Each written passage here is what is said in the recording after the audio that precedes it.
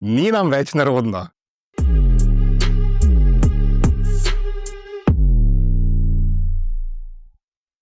Decembra Mariborčani več ne zardevamo, kar je svojevrstni napredek. Dober okus, roko na srce, ni nekaj, s čimer bi se Maribor skozi desetletja ponašal. Zlasti ne v adventu, ko se mesto ni znalo odločiti, ali bi se lučkasto stojničarski cirkus sploh šlo, ali pa bi v duhu sračjega gnezda na kandelabre obesilo tisto, kar še ni crknilo. In se ga napilo. Prav nič toplo ni bilo pri srcu, ko se je vsa država posmehovala fotografijam naše suhe robe, kovinskega krofa in stožca iz cone somraka, za katero se je zdelo, da ti bo po noči požrl dušo. A snemanje reklame za čarobni pomfri je pustilo posledice. Maribor je advent začel jemati resno.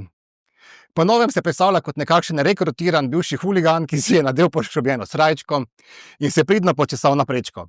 Gnečasti Dunaj, k sreči ne bomo nikoli. Ne gre pa prezreti, da mesto navdih črpa iz nagrajenih božičnih sejmov, kjer stavijo na nežno, starodobno romantiko.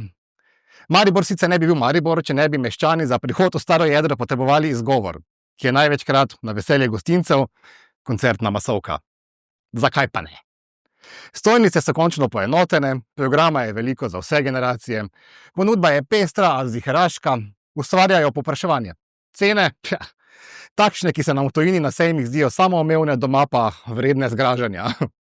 Število turistov raste, čarobni Maribor je zajel že 3 mestne trge, zdi se, da veliko dekoraterskega manevrskega prostora ostaja še na Lentu, novem, najbolj zloščenem Mercedesu v naboru mestnih znamenitosti.